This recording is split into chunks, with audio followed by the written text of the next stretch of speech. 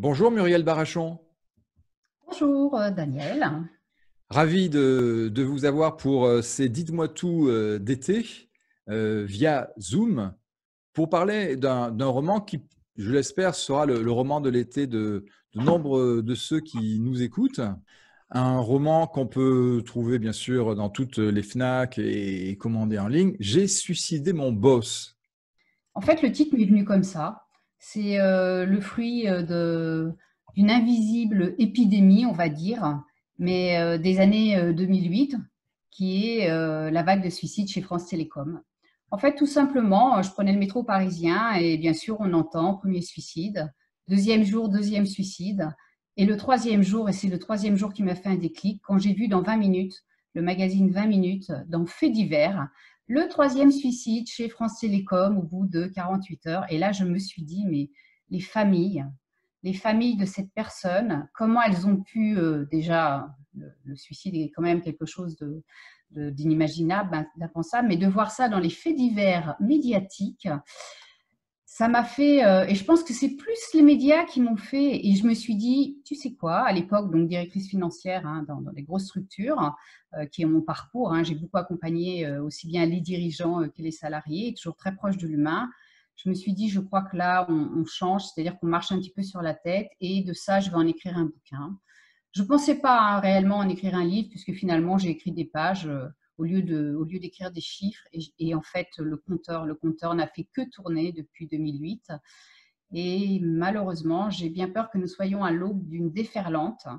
À l'époque, on parlait beaucoup des suicides des salariés. Les suicides n'étaient pas signés dans les entreprises. Aujourd'hui, les personnes les signent, vont directement laisser des lettres de témoignage, de mettre en cause une organisation. Je pense qu'au stade où nous en sommes aujourd'hui, le 23 juillet 2020, après une période post-Covid, pour que chacun se sorte bien de toutes ces histoires et éventuellement éviter de nouveaux écueils, je pense qu'il faut parler de ça. Quand on commence à parler du suicide, tout le monde se sauve en disant c'est pas moi, sauf qu'à chacun d'entre nous, on dit est-ce que tu connais quelqu'un autour de toi qui s'est suicidé? Eh bien, tout le monde dit ah oui, ah tu sais, j'ai un collègue, ah bah ouais, tiens, j'ai le fils de ma tante, ah bah oui, voilà. Et ça, si vous voulez, c'est dans la vie de chacun, puisque un suicide laisse à minima 6 personnes autour de lui dans des dommages collatéraux qui eux-mêmes, ces 6 personnes, vont en générer d'autres. En France, nous avons énormément de retard sur la prévention du suicide, énormément de retard sur ce qu'on appelle, alors dans les entreprises, la prévention des risques psychosociaux, qui juste là était, je dirais, déployée auprès des managers, mais c'est la sensibilisation, c'est pour tout le monde. Et quand je dis tout le monde, c'est même les plus jeunes. Il faut savoir que les 15-24 ans, c'est la deuxième cause de mort prématurée chez les jeunes. Et bien évidemment, quand on est jeune, on est censé être invincible. Sauf qu'aujourd'hui, vous savez bien, vous et moi, que nos jeunes, avant même de démarrer leur vie, ils se demandent même ce qu'ils vont commencer, quel sens ils peuvent donner à leur vie. Donc, je pense qu'à ce stade, il faut arrêter de faire un peu la politique de l'autruche. Et chacun, on se doit de préserver, d'être attentif à notre voisin. Mais celle que nous venons d'écouter, ce n'est plus la directrice financière, vous l'avez évoqué il y a quelques instants, surtout au moment de l'actu des suicides de France Télécom. C'est aujourd'hui l'accompagnatrice, celle qui a une deuxième vie professionnelle au service des Oui. autres. J'ai suicidé mon boss, c'était pour moi intéressant parce que j'avais envie de communiquer, mais de façon drôle. On n'est pas là en train de pleurer. Et au contraire, plus on va en parler, plus on va aider les personnes. Et moi, j'ai voulu écrire un livre sympathique. J'adore les polars. Donc, je me suis dit, tiens, où j'étais gênée, c'était de me dire, tiens, tu es auteur d'un polar. À côté de moi, il y avait des auteurs qui étaient des laborieux auteurs. Et j'étais pleine d'humilité à ce niveau-là. Et finalement, j'ai eu des retours extraordinaires qui m'ont fait prendre conscience d'une chose, c'est que moi, j'étais très orientée suicide en entreprise, mais qu'il ne faut pas que ça nous échappe. Le suicide, bien évidemment, au-delà de l'entreprise, il est dans la vie de tout à chacun. Je l'ai énuméré tout à l'heure, nous avons les jeunes, nous avons les personnes âgées, nous avons les personnes dans des milieux plus spécialisés, que l'on soit en détention, on a les personnes à fort handicap. Finalement, tout le monde est concerné par ça. Et j'ai même envie de dire, si je faisais de l'humour noir, le marché du suicide, et là, on pourrait imaginer que c'est une financière qui vous parle, est un marché à devenir. Mais mon idée, ce n'était pas de gagner des parts de marché sur cette segmentation. Pas du tout. J'ai suicidé mon boss. Nous allons rentrer dans le cœur de l'ouvrage. Est situé dans une PME, Yes, alors c'est fabriqué bien ciel. évidemment une petite boîte familiale, troisième génération, hein. Alors, dans le temps, on disait, il y en a une qui gagne, hein, la première génération, la seconde, elle en profite, et la troisième, elle la bouffe. Et donc là, voilà, on est dans ce qui existait à l'époque des Trente Glorieuses, les entreprises où les gens sont bien, ils gagnent de l'argent, ils sont épanouis. Et puis, les années passent, une décennie se fait, et bon, je ne vais pas lire le livre, mais et dans cette société, il se passe que finalement, le nouveau directeur, qui est le fiston, n'est pas du tout en adéquation avec les valeurs des personnes de l'entreprise. Et puis, bon, à l'intérieur de ça, bien évidemment, une vraie intrigue, enfin, des vraies intrigues, hein. J'ai essayé de tout mettre, hein, de l'amour, beaucoup d'humour, de la drogue, un peu de sexe, enfin, un petit peu de tout. J'ai été light sur tous les sujets. Je voulais vraiment que ce livre il soit sympa, et surtout, j'avais 3 cibles quand j'ai écrit ce livre-là. C'est les personnes qui ne savent pas ce qu'est un burn-out. Moi, j'entends encore des gens dire « Ah non, mais attends, mais qu'est-ce que c'est que ces gens ?» Alors, de moins en moins, hein, parce qu'aujourd'hui, il faut quand même savoir que l'OMS, le burn-out fait partie des recommandations de l'OMS. Hein, donc, c'est quand même un sujet qui est au niveau de la santé. Puisque vous l'avez évoqué tout à l'heure, effectivement, j'ai mon parcours de financière, mais il me semblait bon de parler d'un sujet tel que le suicide, de me rapprocher bien évidemment du monde de la médecine. Et donc, à ce titre-là, au fil des années, j'ai fait ce que l'on appelle donc des DU, hein, des diplômes universitaires. Donc, j'ai fait ce qu'on appelle l'éducation thérapeutique des maladies chroniques. Alors aussi, pourquoi? Parce qu'on a beaucoup de personnes qui sont atteintes de maladies chroniques, hein. C'est des millions de patients en France. On a 27 maladies chroniques qui finissent par se suicider. Non pas, ils ne sont pas morts de leur maladie, mais ils n'en peuvent plus de souffrir. Donc, je voulais que ce livre soit utile pour ceux qui allaient prendre connaissance du burn-out. Je voulais aussi que ce soit un outil de coaching, puisque bien sûr, je me suis formée au coaching, à l'hypnose. Là, donc, je sors d'un DU en suicidologie qui est juste excellent, hein. Et puis, je voulais aussi que ce soit un livre sympa pour les gens qui adorent les polars. Et le retour de ce livre, ça a été les lecteurs qui m'ont dit « Tu sais, Muriel, ton bouquin, si je l'avais lu plus tôt, peut-être qu'il m'aurait servi. » Et puis, moi, il m'a beaucoup servi parce que, comme je vous l'ai dit, moi, j'étais orientée burn-out en entreprise et j'ai compris quand j'ai vu des enseignants me dire que des enfants en primaire faisaient des burn-out et que l'éducation nationale avait conscience et qu'elle avait même mis des programmes pour cela, des programmes un petit peu en catimini, mais que tout ça existe. Alors moi, aujourd'hui, à ce stade, quand je parle d'éducation thérapeutique, mais c'est à l'école qu'il faut apprendre à chacun non plus à dépasser ses limites, mais à tout simplement, que ce soit dans le monde du travail, mais vivons tranquillement. On fait ce qu'il y a à faire de façon remarquable, avec le cœur. Quand on fait les choses avec le cœur, notre cœur, il s'en ressent très bien, hein. On lit votre livre, Muriel Barachon. Il n'y a pas un suicide, il y en a deux, sans dévoiler l'intrigue qui sont là au fil des pages. Les deux personnes qui veulent se suicider, finalement, elles n'en parlent pas à leurs plus proches, à leurs conjoints. Elle n'en parle plus, mais alors, vous qui avez lu le roman, vous avez bien remarqué que les signaux, on les connaît tous. Quand la personne commence à se séparer de ses proches, elle fait de l'humour noir, elle est désintéressée, si elle a des enfants, elle ne s'en occupe plus. Enfin, elle est ailleurs, elle est dans un autre monde, puisqu'elle n'est plus comprise dans ce monde-là. Et puis aussi, quand on a des ennuis, quelquefois, on ne veut pas être rabat-joie. Quand on a des ennuis, il n'y a pas 50 solutions. Ou on s'aide, si on peut, aide-toi, le ciel t'aidera, c'est bien connu. Si on n'a pas de solution soi-même, on demande aux autres, on a toujours autour de nous, on en parle. Il y a des gens qui sont faits pour ça. Si on ne veut pas en parler au monde médical, il y a des coachs aujourd'hui. On est en France, enfin, je veux dire, on est quand même au XXIe siècle. Moi, quand je vois en France le retard du coaching, quand je l'ai dit, que ce soit en Suisse, au Canada, même en Belgique, enfin, mais c'est des choses qui sont dans la vie courante. Je vais vous dire, quand on parle de coaching en France, il y a quelquefois, on a l'impression de dire, mais les gens, ils découvrent la lune. C'est quoi un coach? C'est quelqu'un qui va tout simplement vous aider, vous ouvrir le champ des possibles sur des chemins que vous ne voyez pas, parce que vous ne pouvez plus les voir, vous êtes tellement submergé par vos problématiques. Quelle différence vous faites, Muriel Barachon, entre un coach et un psy? Alors pour moi, le psy, alors psychologue ou psychiatre, hein, c'est différent.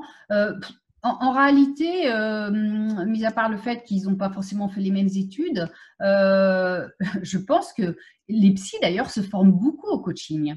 Parce qu'en fait, ils étaient peut-être orientés résultats. Je ne donne pas le poisson, hein, à mes coachés. Par contre, je leur apprends à pêcher, hein, et c'est peut-être toute la différence, hein. Et puis aussi, peut-être les coachs d'aujourd'hui viennent de milieux différents, pluridisciplinaires, ont beaucoup d'expérience. Et je pense que c'est ça aujourd'hui. Il faut arrêter de mettre les gens dans les cases. Vous voyez, moi-même, avec un parcours de financière, quand on me dit « Ah, suicide, nanana », et moi, je suis ravie de voir qu'il y a des gens dans le monde de la médecine qui sont très ouverts et qui, justement, parlent de coach. Et moi, je leur dis merci à ces gens-là parce qu'ils comprennent. Par ailleurs, je fais de l'hypnose, j'ai un cabinet d'hypnose, mais je vais vous dire, mais moi, en tant que directrice financière, mais je l'ai caché pendant des années que je faisais du coaching et de l'hypnose, mais on m'aurait pris pour une folle. Jamais on m'aurait recruté dans les postes que j'avais. Or que c'est certainement parce que j'avais ces atouts que j'ai pu mener à bien les missions que j'ai menées et accompagner toutes les personnes que j'ai pu accompagner autour de moi. Est-ce que c'est moi qui ne suis pas attentif aux informations que je peux entendre à la radio, à la télé? Ou bien est-ce que le mental des femmes est plus fort que celui des hommes? J'ai l'impression que ce sont surtout des suicides masculins qui sont annoncés. Très bien, exactement. Alors, dans les hommes, 6% de plus, le taux de suicide supérieur par rapport aux femmes. Alors, ce n'est pas que les femmes n'essaient pas. Les hommes prennent vraiment des moyens. Si j'ai une tentative qui n'a pas abouti, je vais prendre des moyens encore plus forts pour être sûr de ne pas me rater. Hein, donc, ils prennent des moyens extrêmes. Les femmes, en général, prennent des moyens beaucoup moins forts. Et puis, il y a souvent quelque chose qui rattache la femme, c'est que souvent il y a les enfants, il y a ce volet-là. Mais il y a quand même aussi beaucoup de tentatives chez les femmes, mais des tentatives non abouties. Hein, sachant que malheureusement, les souffrances chez les femmes les femmes sont beaucoup plus exposées, que ce soit dans le monde de l'entreprise ou dans le monde dans la vie civile. Hein, on le sait à travers les violences sexuelles, le harcèlement, et donc peut-être c'est aussi des vrais sujets d'actualité. Hein. Moi, j'ai envie de dire, vous savez, moi, je suis quelqu'un de très, très positif qui construit. Moi, quand je vois ces femmes aujourd'hui, mais je dis, mais bien sûr, mais enfin, il y a un moment, il faut arrêter, quoi. Messieurs, changez le monde. Et j'en reviens même à la tête des entreprises. Hein. Vous savez, les sociétés où les femmes sont dirigeantes, mais bien évidemment que le monde est apaisé. Moi, j'ai travaillé dans un univers d'hommes, dans un monde de l'automobile grandiose, premium, que je ne citerai pas. Quand je suis arrivée dans les comités de direction, mais moi, j'ai vu un premier comité de direction, mais attendez, c'était un combat de coq là-dedans. Moi, j'ai dit, mais attendez, mais moi, je ne peux pas faire ça. Ben, on m'a dit, ah oui, ok, Muriel, tu la ramènes, et ben, tu vas t'occuper du deuxième comité de direction. Ben, vous savez quoi, à partir du deuxième comité de direction, mais tous les hommes me disaient, mais merci Muriel, ouf, enfin, on parle. On n'est pas en train de qui a la plus grosse, mais ça c'est fini, messieurs, arrêtez. Mais même pour votre santé, hein, vous savez, quand on dit la femme est l'avenir de l'homme, parce que toutes ces personnes qui sont en phase suicidaire, que ce soit des hommes ou des femmes, sont souvent liées sur soit des mauvaises compréhensions, interprétations. On a tous besoin des uns des autres. Il faut arrêter de croire et de faire des clivages. Et quand je dis on a tous besoin, c'est pas employeur-employé, homme-femme, voilà. C'est tous ensemble. On a besoin d'une société sereine. Enfin, je veux dire, il y a suffisamment, le Covid est une belle démonstration. Hein. Le monde d'après, mais attendez, qu'est-ce que c'est que ça, le monde d'après? Le monde, c'est le monde, il faut arrêter de rêver. Je pense que les gens, quand je dis il faut arrêter de rêver, il faut aussi arrêter de faire croire aux jeunes qu'on est dans un monde d'illusions et d'images. Hein. Je pense qu'il y a un moment, il faut être simple et puis être respectueux dans la bienveillance et puis se connaître. Hein, quand on se connaît bien, on ne dépasse pas ses limites et on ne va pas au-delà du burn-out ou autre. Quoi. 2 questions encore, Muriel Barachon. Yes. Vous la mettiez dans quelle ligne budgétaire la dépense d'une call girl? Puisque dans votre roman, j'apprends qu'il est d'usage parfois, à titre pour amadouer un collaborateur, de lui proposer des rendez-vous réguliers avec une call girl. On dira communication, relations publiques, par exemple. Hein, c'est pas mal ça dans un compte de bilan, c'est de la com. Hein. Alors d'ailleurs, vous savez, ça me fait rire quand vous dites ça. Bon, C'est la com orale. Oui. J'ai un cabinet d'hypnose et pareil. Alors souvent, c'est pareil. L'hypnose, c'est un vrai outil. Hein, je vous le dis, si vous ne connaissez pas, que ce soit de l'auto-hypnose ou de l'hypnose. Mais en fait, l'hypnose, alors c'est pas comme le call girl, mais c'est des choses, c'est que les gens n'en parlent pas.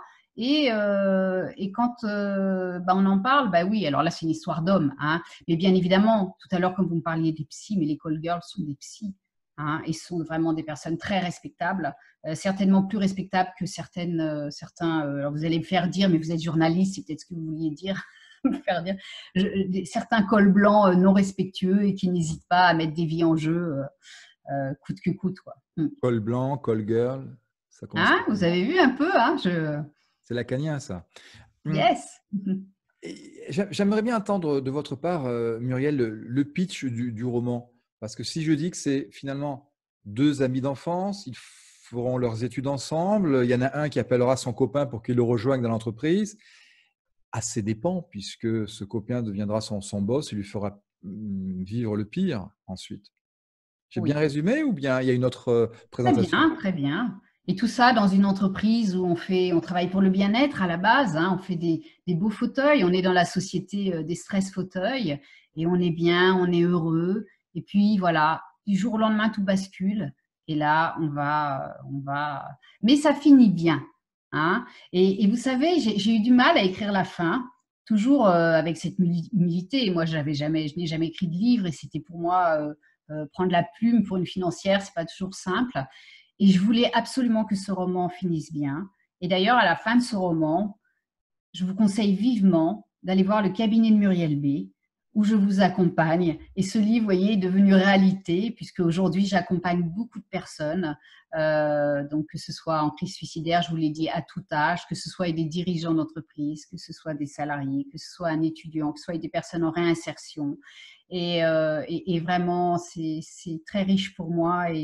Et quelque vie, quelle que soit la vie de tout à chacun, le sourire que l'on peut apporter à chacun, c'est soyons vraiment tous ensemble. Et je crois qu'à partir de maintenant, plus nous saurons être force et être forts tous ensemble, et plus nous serons attentifs aux uns aux autres, plus nous allons favoriser, alors on appelle ça le rebond, mais la dynamique collective de bien-être, de sourire, de joie, d'optimisme. Voilà.